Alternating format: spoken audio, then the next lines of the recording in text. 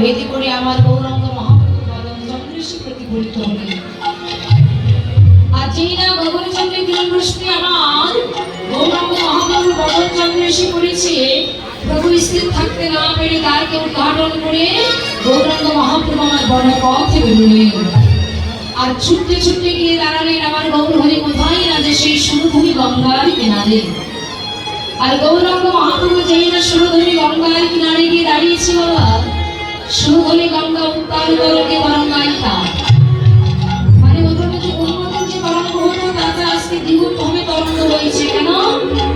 মানে কোটি কোটি জনম সাধনা করে যেন চরণ পাওয়া যায় না, আজকে সেই পতিত পাবন বহু সুন্দর নিজগুণী কৃপা করে সুরধুনি গঙ্গার কিনারে এসে দাঁড়িয়েছে। এই গৌরহরি যখন সুরধুনি গঙ্গার কিনারায় এসে দাঁড়িয়েছে, সুরধুনি গঙ্গার বন্যার আনন্দের সীমানা। তাই সেই সুরধুনি গঙ্গাকে দর্শন করে আমার গৌরাঙ্গ মহাপ্রভু ভাবের আবেশে সুরধুনি গঙ্গাকে দেখে বলছে যে তুমি কি আমার সেই যমুনা। তাই সুরধুনি গঙ্গাকে দর্শন করে ভাবের আবেশে গৌরাঙ্গ মহাপ্রভু আমার আজকে যমুনা যমুনা বলে চিৎকার করে যাচ্ছে। তুমি কি আমার সেই যমুনা, বলে তুমি যদি আমার সেই যমুনা হয়ে তাহলে একবার তুমি আমার সঙ্গে কথা বলো। তাই ভাবের আবেশে সুরধুনি গঙ্গাকে দর্শন করে গৌরহরি বলছে, তুমি কি আমার সেই যমুনা, তুমি যদি আমার সেই যমুনা হবে তবে একবার আমার সাথে কথা বলো।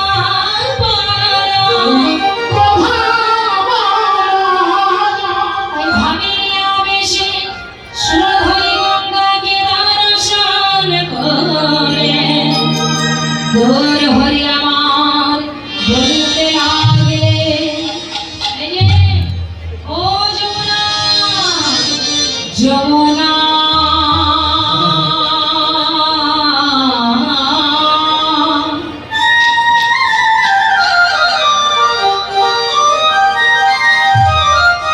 আরে ও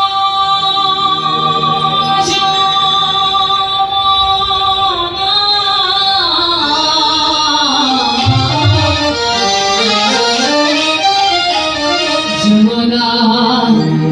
যমুনা যমুনা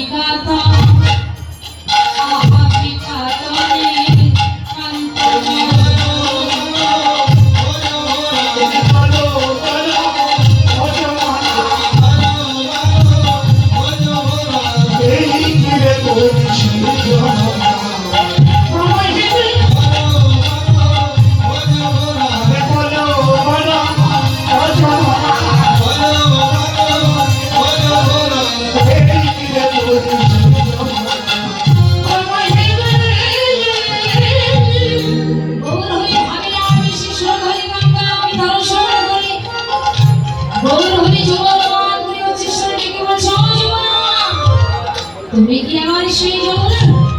তাই সুরধনী গঙ্গাকে তিনি গৌরকে ব্যবহার করলেন যমুনা। তাই সুরধনী গঙ্গাকে রেখে গৌর হরি যমুনা মান করেছি। আমার গৌর হরি আর কি মান করলেন গো?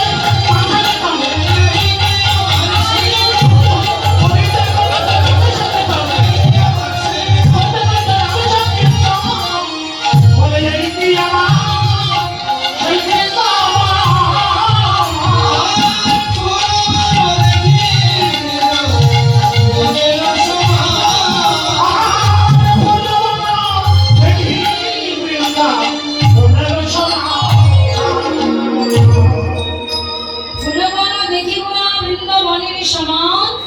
সহচর বন গোপী গোপী অনুমান। গৌরাঙ্গ মহাপ্রভু একটা ফুলবাগানকে দর্শন করে গৌর হরি মনে মনে চিন্তা করলে যে এই হলো আমার সেই বৃন্দাবন। আর সহচর বনকে দর্শন করে গৌর হরি অনুমান করলেন বাবা না, গৌর হরি সহচর বনকে দর্শন করে গৌর হরি মনে মনে চিন্তা করলেন যে এই হলো আমার সেই বৃন্দাবনের ব্রজ গোপীগণ। তাই নবদ্বীপের মধ্যে দাঁড়িয়ে গৌরাঙ্গ মহাপ্রভু আমার গোপী গোপী বলে চিৎকার করে ডাকছি বাবা। গৌরাঙ্গ মহাপ্রভু নবদ্বীপের মধ্যে দাঁড়িয়ে গোপী গোপী বলে ডাকছে, কিন্তু আমরা প্রত্যেকে জানি যে গোপী বাস করে কোথায়? বৃন্দাবনে। তাহলে গোপী যদি বৃন্দাবনে থাকে তাহলে আজকে নবদ্বীপের মধ্যে দাঁড়িয়ে গৌরাঙ্গ মহাপ্রভু আমার গোপী গোপী বলে ডাকছে বাবা। তাহলে গোপী কারা? লক্ষ্য করবেন, মন দিবেন। গোপী কারা? এখানে তত্ত্বদর্শীগণ জানিয়ে দিলেন যে শুধু বৃন্দাবনে বাস করলে বা বৃন্দাবনে বাসিন্দা হলে তাকে কিন্তু গোপী বলা যাবে না।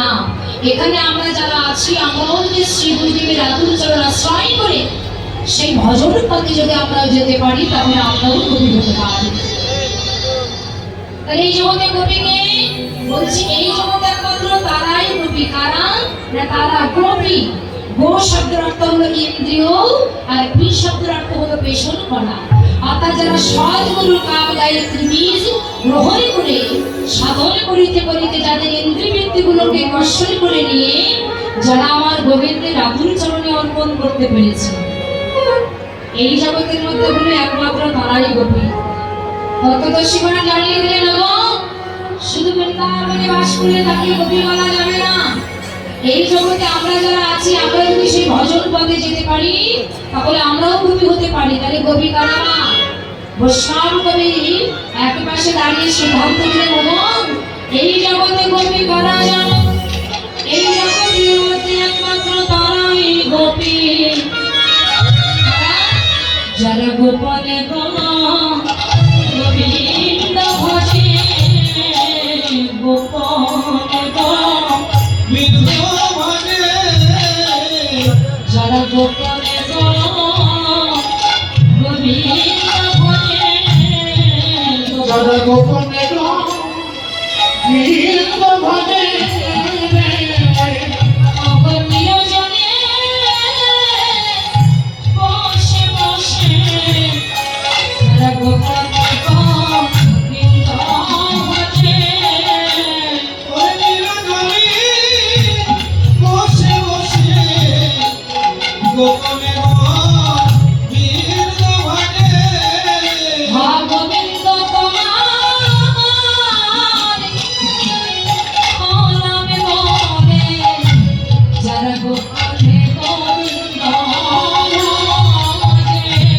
ওরে গোবিন্দ ও নামে বলে, যারা গোপনে গোবিন্দ ভজে, কবিরা জানে বসে বসে গোপনে গোবিন্দ ভজে,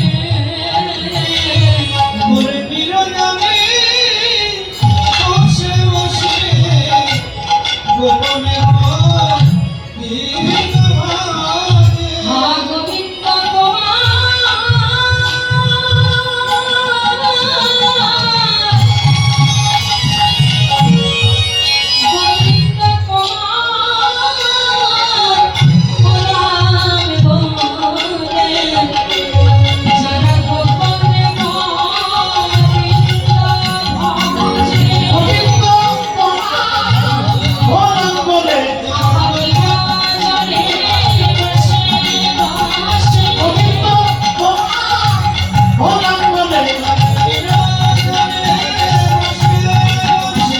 গোবিন্দ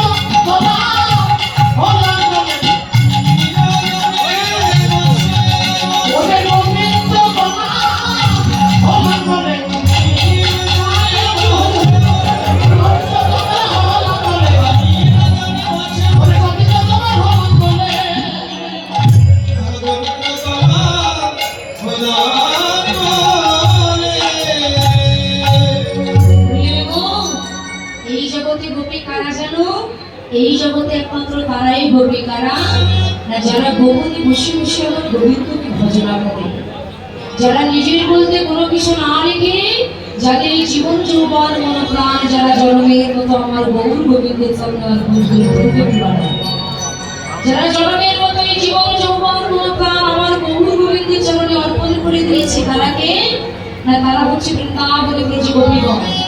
লক্ষ্য করবেন, কথা নয় এদিকে, যারা হচ্ছে বৃন্দাবনে ব্রজ গোপীগণ, বৃন্দাবনে ব্রজ গোপীগণ তাদের প্রেমকে আপনি প্রেম, তারা জীবনে কখনো কোনোদিন নিজের সুখ চাই নাই। কৃষ্ণ যদি সুখে থাকে তবেই তাদের সুখ, আর কৃষ্ণ যদি দুঃখে থাকে তবেই তাদের দুঃখ। তাই তো বৃন্দাবনে ব্রজ গোপীদের প্রেমটা এমনই প্রেম যে বৃন্দাবনে ব্রজ গোপীদের প্রেমের কাছে আমার ভগবান জন্মান্তরে কত বিক্রি হয়ে গিয়েছে। কিন্তু বৃন্দাবনে ব্রজ গোপীগণ আমার ভগবানকে যে ভালোবাসে, ভগবানকে যে ভালোবাসে, এরা জীবনে কখনো কোনোদিন নিজের সুখ দিয়ে কৃষ্ণকে ভালোবাসে না। শাস্ত্রে বলে, অতএব গোপীগণের নাকি কারো গন্ধ, কৃষ্ণ সুখ দিতে করে কৃষ্ণের সঙ্গেই সম্বন্ধ।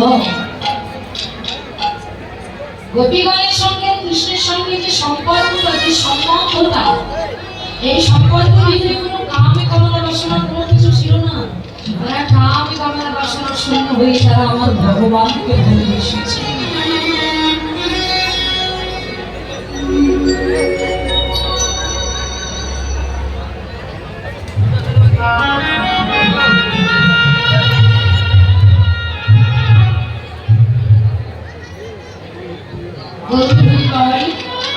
এখানে একটা প্রতিনিধি ভাই একটা গীতা বস্ত্র টাকা দান করেছে, আশীর্বাদ করবেন যে মনস্কামনা দান করেছেন, ঈশ্বরের আবার মনস্কামনা পূর্ণ করে। আর যদি কেউ গীতা দিতে দান করতে চান আপনারা কেউ এখন আসলে আসবেন না, এখানে লাস্ট আধা ঘন্টা আগে বলবো, যদি কেউ কিছু দিতে চান সেই সময় আসবে, এখন তো আসলে আসবেন না, অপরাধ করবেন না। এরা কখন কোনদিন নিজের সুখের জন্য ভগবানকে ভালোবাসে নাই। এবার লক্ষ্য করবেন না, এরা আমার দিকে সবাই তাকাবেন, এত সময় আনমনস্ক, এবার এক মন দিয়ে শুনবেন। বৃন্দাবনে ব্রজ গোপীগণ তারা কোনদিন নিজের সুখ দিয়ে কৃষ্ণকে ভালোবাসে নাই, নিজের সুখের জন্য নয়। তাদের প্রেমটা কেমন, আর কৃষ্ণ যদি সুখে থাকে তবেই তাদের সুখ, আর কৃষ্ণ যদি দুঃখে থাকে তবেই তাদের দুঃখ। এই জন্য আমার মতো জগৎজিকে জানিয়ে দিলেন, তোমার সবাই মনে রাখবে, এই জগতে তোমার যতই ধন ঐশ্বর্য গাড়ি বাড়ি থাক না কেন, কৃষ্ণ বিনা সুখ দিতে নাকি অন্য জন, থাকিলেও বিদ্যা করে তোমার কোটি কোটি ধন। মন দিয়ে শুনবেন, এই জগতে কোটি কোটি তোমার ধন থাকতে পারে, তার ভিতরে যদি কৃষ্ণ চিন্তা কৃষ্ণ ভাবনা যদি তোমার না থাকে, তাহলে তুমি জীবনে কখনো কোনোদিন সুখী হতে পারবে না। এই জগতে সেই হলো একমাত্র সুখী। ও আপনি সুখী, যার অনেক টাকা আছে সেই সুখী নাকি? বলে যার 5 তলা বিল্ডিং আছে সেই বড় সুখী, যার কোটি কোটি টাকা আছে কি? আমরা অনেকে মনে করে চিন্তা করি যে ওই বাবুর মনে হয় 5 তলা বিল্ডিং আছে, কোটি কোটি টাকা ব্যাংকে ফিক্সড করা আছে, ও অনেক সুখী। ওর পাশে যে একদিন গল্প করবে, ওর কথা শুনে মনে হবে ওর মতো দুঃখী মানুষ এই জগতে আর কেউ নেই। তাহলে এই জগতে সেই হলো একমাত্র সুখী কে? বলে যার বাড়িতে প্রত্যেকদিন গীতা পাঠ হয়, যার বাড়িতে প্রত্যেকদিন শ্রীমদ্ ভাগবত পাঠ হয়, যে প্রত্যেকদিন ভিক্ষা করে আমার রাধা মাধবকে সেবা না দিয়ে যে সেবা করে না, জগতে সেই হলো একমাত্র সুখী।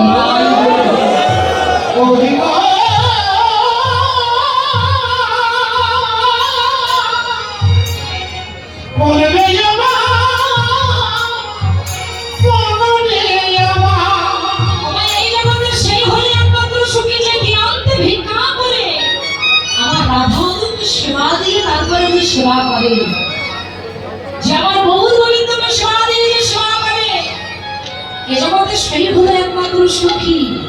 ধন থাকলে তাকে ধনী বলা যাবে না। এ জগতে সেই হচ্ছে একমাত্র ধনী, যেজন নিতাই ধনে ধনী হতে পেরেছে, গৌর ধনে যেজন ধনী হতে পেরেছে, আমার কৃষ্ণ ধনে যেজন ধনী হতে পেরেছে, জগতে সেই হলো একমাত্র ধনী। কিন্তু পার্থিব মায়াময় জাগতিক জগতের ধন নিয়ে যে বড়াই করছে, ওই মূর্খ ব্যক্তি জানে না যে এই ধন আমার নয়, আমি এই পৃথিবীতে দুদিনের জন্য এসেছি। ভগবান যদি আমার ডাক দেয়, যেখানে বস্তু সেখানেই থাকবে, তাহলে আমি দুদিন পরে চলে যাব। আগে জানতে হবে আমি কে, আমি কে, আমার কর্তব্য কি, আমি মানব করে জন্ম নিয়েছি, তাহলে আমার কাজটা কি? এই যে আমরা মানব কুলে জন্ম নিয়েছি, আমার কর্মটা কি? বলে শুধু খাওয়ার জন্য, বেড়ানোর জন্য, ঘুমানোর জন্য, পরনিন্দা পরচর্চা করবার জন্য তোমার মানব কুলে জন্ম নয়। বলে তুমি মানব কুলে জন্ম পেয়েছো কেন? এই মানব কুলে আমরা জন্ম পেয়েছি, তাহলে আমরা মানব কুলে জন্ম পেয়েছি, মানব কুলে জন্ম পাওয়ার কাজটা কি? শুধু খাওয়ার জন্য, ব্যবসা বাণিজ্য করবার জন্য মানব কুলে জন্ম নয়। মন দিয়ে শুনবেন, এখানে যারা আছেন প্রত্যেকে, মানে এর জন্য মানব কুলে জন্ম নয়। তাহলে মানব কুলে জন্মটা পেয়েছি কেন? মানব কুলে জন্মটা পেয়েছি একমাত্র কৃষ্ণ বলে কাঁদার জন্য, কৃষ্ণ ভজন করবার জন্য, কৃষ্ণ সাধন করবার জন্য আমার মানব কুলে জন্ম। এই মনুষ্য করে জন্ম পেয়ে আমি পশুর মতো আচরণ করে গেলাম। চিন্তা করুন, একটা পশুর মধ্যে আর মানুষের মধ্যে তফাৎটা কোথায় পাবো? পশুরা মলমূত্র ত্যাগ করে, আমরাও মলমূত্র ত্যাগ করি, ওরাও খায় আমরাও খাই, ওরাও ঘুমায় আমরাও ঘুমাই, তাহলে ওদের ভিতরে আমাদের ভিতরে তফাৎটা কি? বলে তফাৎ এক জায়গায় আছে, কোথায় কেন? ওরা যদি সারা জীবন ধরে চেষ্টা করে, তাহলে গৌর কথা কৃষ্ণ কথা কোনোদিন ওরা মদক দিয়ে বলতে পারবে না। কিন্তু আমরা যদি ইচ্ছা করি, সারাটা জগৎ ধরে কৃষ্ণ কথা আমরা আমাদের বদলে নিয়ে বলতে পারি।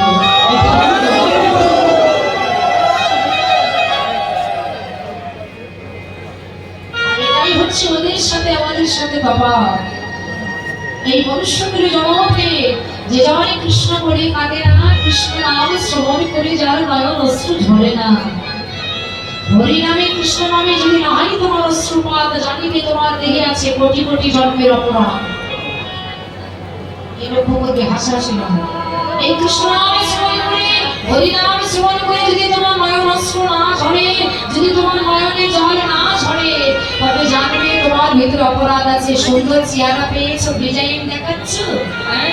আমরা অনেকে চেহারার গৌরব করি যে আমার এত সুন্দর চেহারা, আমি এখনই যেন কৃষ্ণ বলবো। বলে এখন তোমার যৌবন আছে, সুন্দর দেখতে আছে, দুদিন পরে তোমার সবই কিছু নষ্ট হয়ে যাবে, তখন তুমি কি করবে? তাই শাস্ত্রে বললে হরি নামে কৃষ্ণ নামে যদি না হয় তোমার অশ্রুপাত, জানিবে তোমার দেহে আছে কোটি কোটি জন্মের অপরাধ। যার দেহে অপরাধ আছে তার ভিতরে কৃষ্ণ নাম শ্রবণ করে তার কখনো কোনোদিন নয়নের জল ঝরবে না, সে কোনোদিন কৃষ্ণ বলে কাঁদতে পারবে না। বৈষ্ণব কবি পদকর্তা এক বছর আগে বলছে, দয়াময় আমি তো কৃষ্ণ বলে কাঁদতে চাই, আমার ভেতরে তো কাঁদে না, তাই বলে আমি কি কোনোদিন কৃষ্ণ বলে কাঁদতে পারবো না? বৈষ্ণব কবি বলছে, কে বলেছে অবশ্যই তুমি কৃষ্ণ বলে কাঁদতে পারবে, তাহলে কি করতে হবে? বলে কৃষ্ণ বলে যদি তুমি কাঁদতে চাও, তুমি ওই যদি পারো একবার সাধু বৈষ্ণবের বাজারে যেয়ে দেখবে যে নাম শুনে কে কাঁদছে।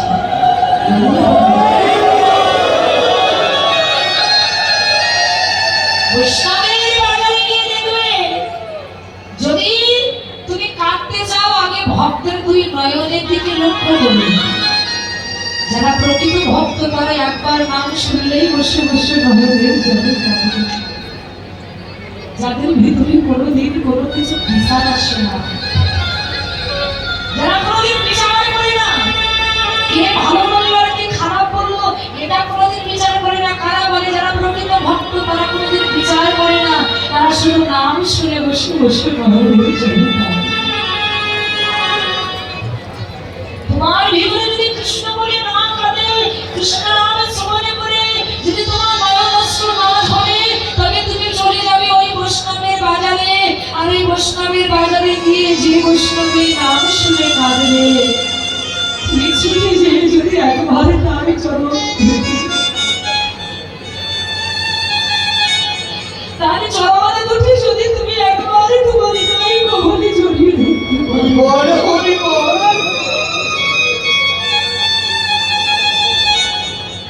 আর চরণ যদি তুমি হৃদয়ে একবার পরশ করতে পারো, তাহলে জাগতিক জগতে পরশ করে স্পর্শ লোহা যেমন সোনা হয়ে যায়, তেমনি ভক্ত পরশ মনের পরশে তোমার ভিতর